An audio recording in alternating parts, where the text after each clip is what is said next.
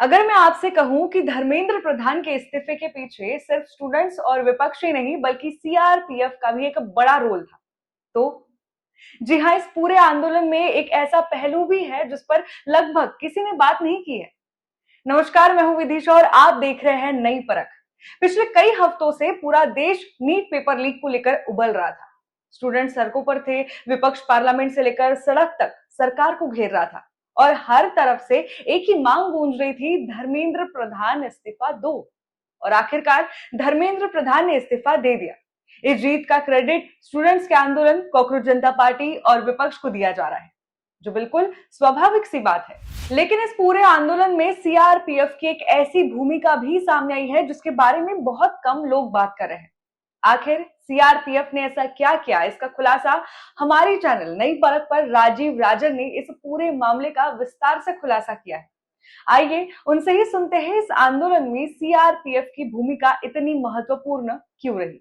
पश्चिम बंगाल से 3,500 सीआरपीएफ के नौजवान और 1,500 जवान सीआरपीएफ के जम्मू कश्मीर से दिल्ली बुलाए गए और वो भी एक दिन बाद जो है बाकी सब मीडिया ने दिखाना चालू किया। देखिए अभय जी, दो घटनाएं हुई। एक तो ये कि सीआरपीएफ के अंदर में सुगबुगाहट थी। बहुत सारे आला अधिकारियों ने, जवानों ने कह दिया था कि हम अपने लोगों के ऊपर में गोली नहीं चलाएंगे, हम लाठीचार्ज नहीं करेंगे, हम खुद खड़े हो जाएंगे आपको बचाने के लिए। नेताओं को हमारे ऊपर से जो है आंदोलनकारी हमारे ऊपर से चले जाएं, हमारी शहादत हम दे देंगे, पर हम अपने लोगों के ऊपर में लाठियां नहीं बरसाएंगे, गोली नहीं चलाएंगे। तो जिन लोगों को लेके ये आए थे अपनी सुरक्षा के लिए, देखिए जो भी नेता कर्मचारी ये सब जितने भी हैं, जितने भी नेता हैं, ये तो अपनी रक्षा के लिए ये फोर्सेस पे डिपेंडेंट है।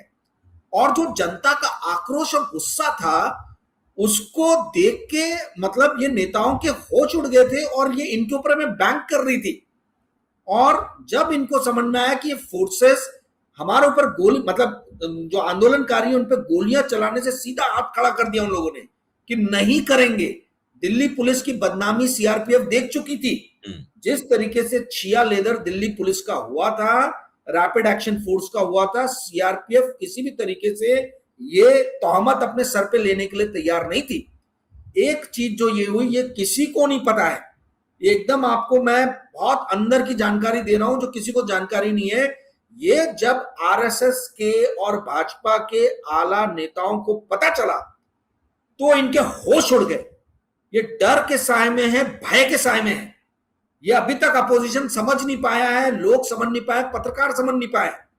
ये अपनी जान बचाने के लिए भय के साए में है। और जिस तरीके से कई कार्यकर्ताओं की पिटाई हो रही है भाजपा के और इधर उधर पूरे भारतवर्ष में, पहली बार नरेंद्र मोदी डर गए हैं, अंदर से डर गए हैं, घबरा गए हैं। रात में 11:30 बजे रील बनाना जो है वो उसी का नमूना है। एक चीज तो ये हुई, इसमें बहुत कुछ सीआरपीएफ को आई सैल्यूट देम, उनका बहुत बड़ा योगदान है।